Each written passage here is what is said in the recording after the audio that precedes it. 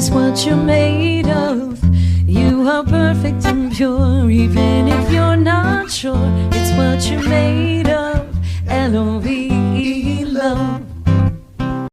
That's a great question. When I was asking people to give us some I am statements, somebody in the corner yelled out, "I'm pissed off." You can imagine about what?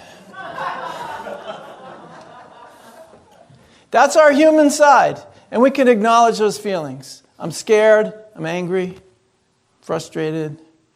Those are our human emotions.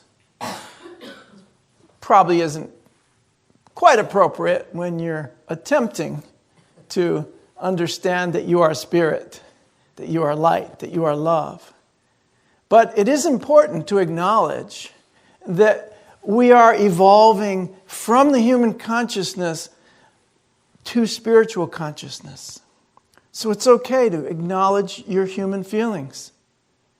I, have been on the verge of tears for 24 hours. And I remember 20 some odd years ago when at a service, somebody said, we're about to enter a war with Iraq. And he actually asked the question, what will you do now in your own heart and mind? What are you going to focus on? And how are you going to manifest love in this world? Probably not in those words. I'm paraphrasing all of it, of course. But it was a long time ago. It's hard for me to remember exactly the words that were spoken. But the fact of the matter is, you take all the energy of your emotions and you bring it into the center of your knowing.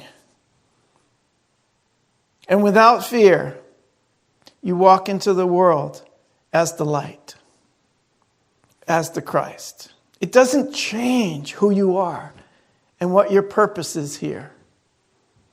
And believe me, this is a lifelong journey of transformation. We are in the middle of Lent, and we are in unity using this little booklet to release what no longer serves us and reimagine the world that works for everyone. To reimagine my life as a spiritual being. To reimagine through affirmation of the truth of who I am. So you can absolutely acknowledge your feelings. But at that point, you have to use the energy of them to negate the power of those things that seem to be outside of you. They have no power over you. They have no power whatsoever. They cannot touch your spirit. A bullet cannot touch my spirit. A bomb cannot touch my spirit. An army, a war, a politician cannot touch my spirit, cannot affect who I am. Do you hear me? Then let's go. I'm serious. Let's stand up and be the light of the world. You can be pissed off. I love it. I want you to be. But I want you to take all that energy and turn it into love and ask, what would love do now? Amen. Who can I invite into my house during the snowstorm? Who can I go out and help shovel out? Who can I bring food to? Who can I visit in the hospital this week? Who can I write a letter to? Who can I donate to? Who can I sit and meditate with? Who can I offer a prayer to? Whose heart can I uplift this week? Who can I connect with in the truth of who we are? Because I want to connect with you on a deeper level. I want to connect with you at the truth of who you are. That place that is untouchable. That incredibly powerful spirit that you are. And bring it all back into the place where you think you stand in a body and walk as the light of the world. And trust the inevitable goodness of spirit. This is what we're doing today. We're trusting the inevitable goodness of Spirit. So when the storms of life seem to be overwhelming, which they do sometimes, we have to turn up the power of our faith and our trust in something that is greater than this illusion of separation, this illusion of time. You are eternal beings. You are way beyond what you thought you were. Do you think you were meant to just live 100 years or so? Some of you are getting close.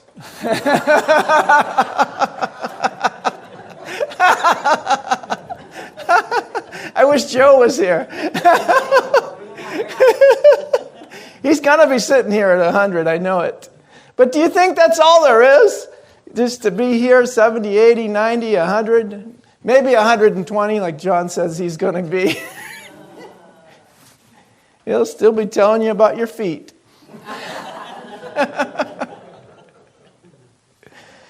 But we are eternal beings. We're not trapped in time and space and physical form. But we are to use time and space and physical form to remind one another of our eternal nature and of the unfailing love of the universe. And it's in times like these, when these storms come, that we have to remind one another. We have to stand with one another. We have to be strong with one another. Whether it's an internal storm or a storm of nature or the storms of humanity, we sometimes are thrust into situations where we have no option but to trust the inevitable goodness of God, of Spirit. That's all I'm asking us to do today, is to trust the inevitable goodness of Spirit. And it will always, always, always evolve and unfold a brighter future, a greater good. I know these times are dark, and I want you to feel the darkness. I want you to feel exactly the weight of what's happening in our world today. And choose for love. What would love do now in the face of this? It wouldn't run away and hide. It wouldn't ignore it. Amen? Amen. Thank you. Thank you. You know, Lily was singing a song in the car to me, Just Another Day in Paradise. And it's about a woman on the street asking for help. And the guy walks by her. And it says, think twice. It's just another day for you and me in paradise. Like, that doesn't have anything to do with us. So it's like, yes, it does. You know, in the program, they say, there, but for the grace of God go I. That is you. And so you're experiencing something that you need to share with the other person because you are them. Love your brother and your sister as yourself because your brother and your sister is yourself. We share this planet together. And we need to share the truth of who we are more powerfully. And I'm committed to this. This is going to be the year for us of expanding our reach here at Unity, of expanding and expressing ourselves in the community. We used to call it outreach. Well, this past year was inreach. Now we're outreach. It's like breathing in and breathing out. We have to make this available to the community. But we have to be clear about what we're making available. It's no longer are we making available this hope that there's a God outside of us that's going to save us, and maybe if we're good enough, we get to heaven. That old idea is not part of this. It's something we've released. I released that idea, and I reimagine that the power of God is within me. And I create my reality by what? The activity of my thinking, of my thoughts, of my feeling, of my beliefs, of my energy. I create my reality. And I share that reality with you. This is a reality of love and only love.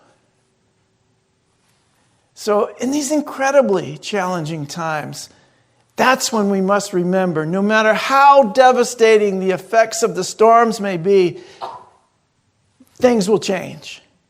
Spirit will come. Spring will come. Amen. Spring is on the way. I was looking out at all that snow and thinking, spring is on the way.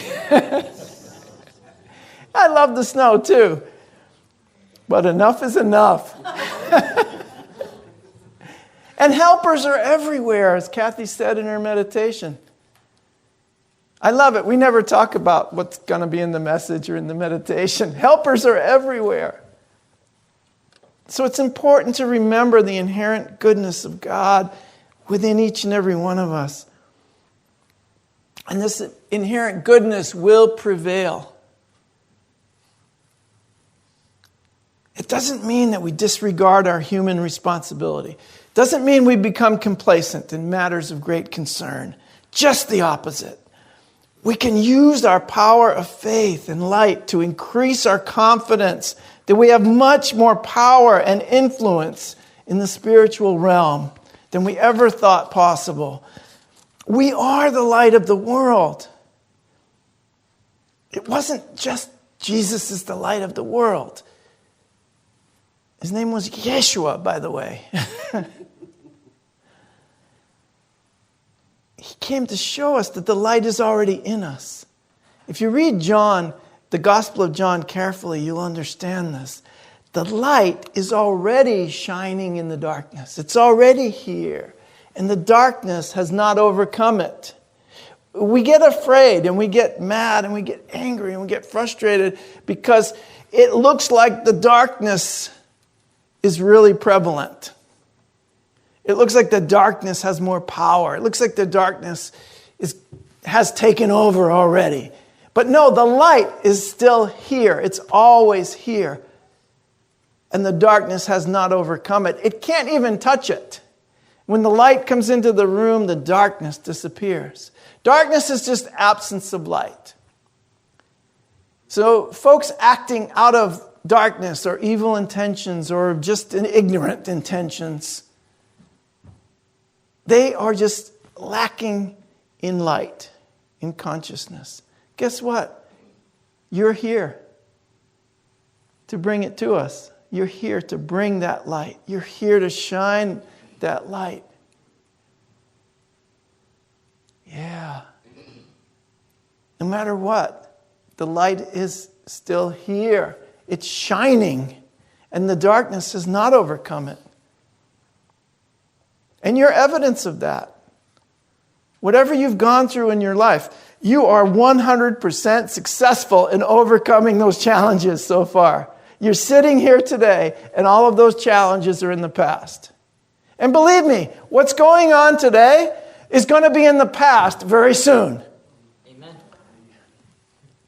But not because I ignore it, because I shine the light on it.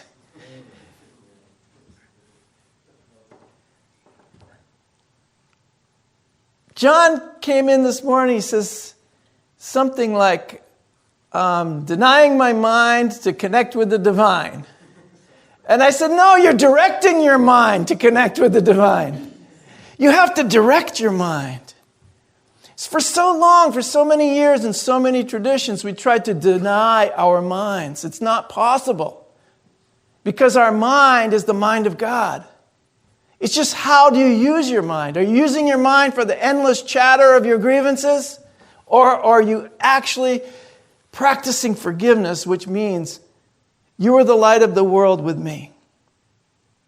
Now, you may or may not be remembering who you are in this moment, but I'm here to remember who I am, and in that action, it will help you remember who you are. Yeah, shine the light no matter what. Trusting in our inherent goodness doesn't mean we ignore the evil of the world. It means we have power to transmute that energy of the dense mind structures. That's what Eckhart Tolle calls it. Dense mind structures. That's all it is. The density of your mind structure is what manifests the dark circumstances. But we can take it and transmute it back into light. That's what we're doing all the time. And we have to focus on that. Direct our mind to connect with the divine and to be the divine. Trusting the inevitable goodness of spirit, it requires that we stand up to violence with our faith, not with more violence. It requires that we speak loud and strong for what is right, for what is true. And also know these storms will pass. All these apparent conditions will pass. Concerning the storms created by misguided minds, Mahatma Gandhi said this. He said, "When I despair, I remember that all through history, the ways of truth and love have always won. Yes, there have been tyrants and murderers for a time, and they can seem invincible, but in the end, they always fall. Think of it. Always. The ways of truth and love have always won, and they will win always." Remember that. Bring that home with you. Sit with that. Know that as your truth. Be comforted in that truth. Considering the storms of a more spiritual and inner nature, what is happening on a deeper level, I feel, is a collision of the old and the new consciousness that is emerging in humankind. What happens when the warm air meets the cold air? It collides and it creates a storm. That's what's happening in humankind. The old way of consciousness, the old way of thinking is meeting with this new shift of consciousness. That's why you're feeling this storm within you.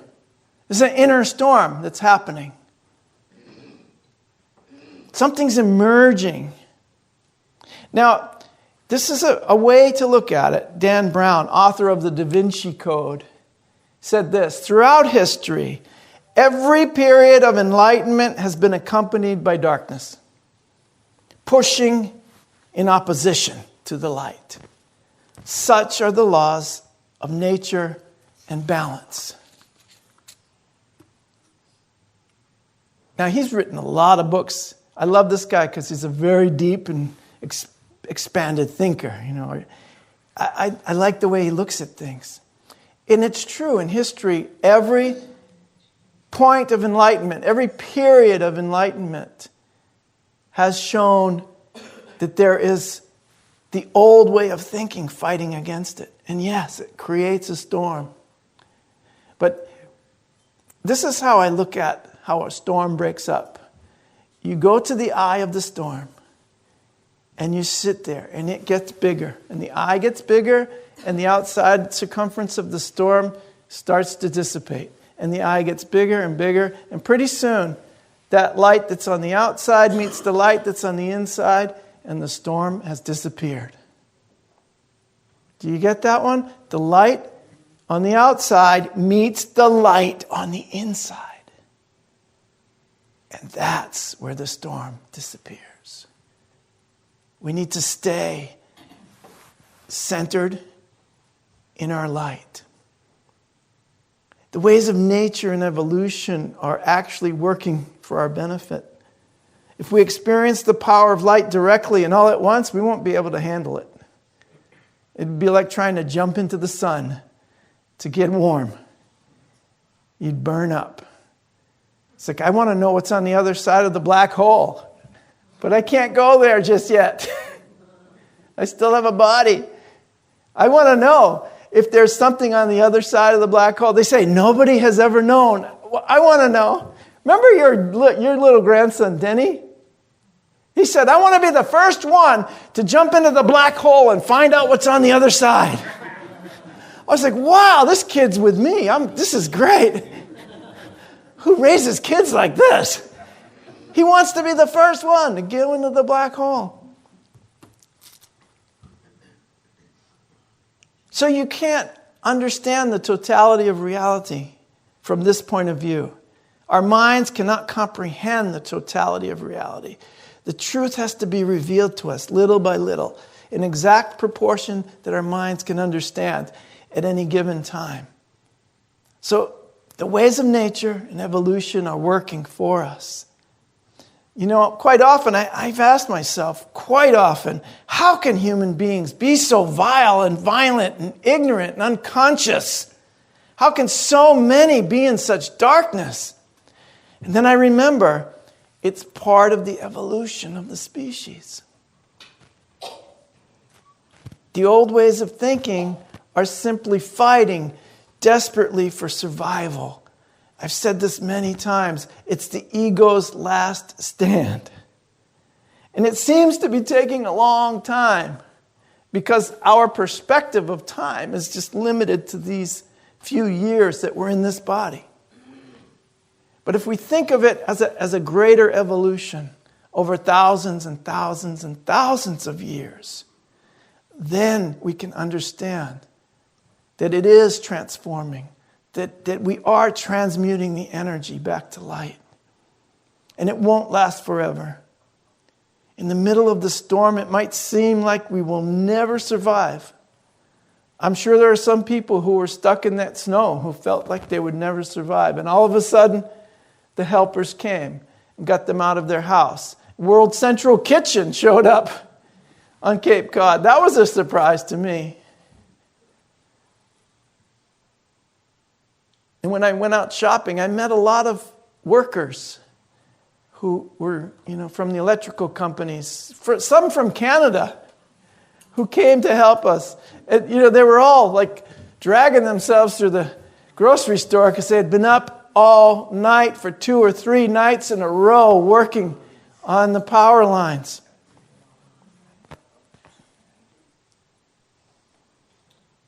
And they're working to give you back your heat and your electricity. So we're all in this together. And it is in the times of the storm where we realize that we're in this together and it feels better to help than not. It feels better to give than to just survive. And it's just in that moment where all seems lost, the helpers arrive. The consciousness shifts. The critical mass for good is reached in our consciousness, and enlightenment dawns upon us.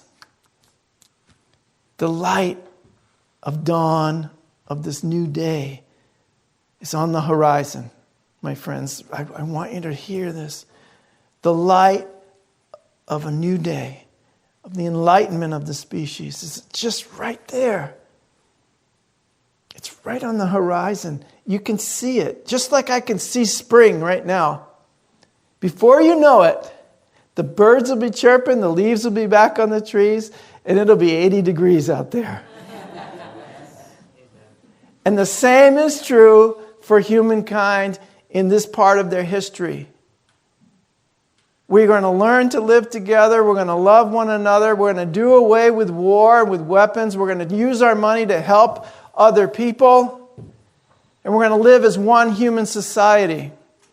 And whether you see it in this particular body form or not, it will happen because evolution is based on spiritual truth, not on our perception.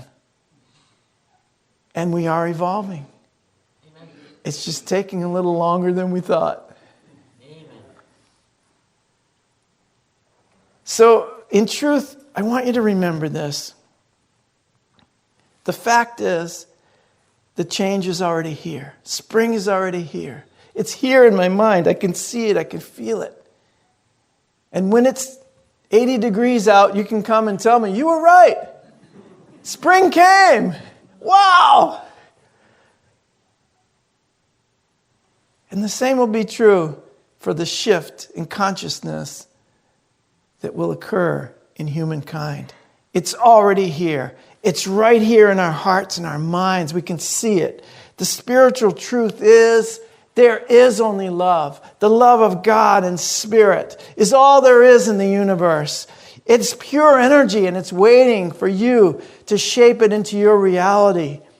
Shape it into something good, my friends. Create the good. Be the helper. Be the transformer. Be the giver of love. Ask yourself in every situation, what would love do now? And remember, in truth, there is only love. Amen. End of story. I love you.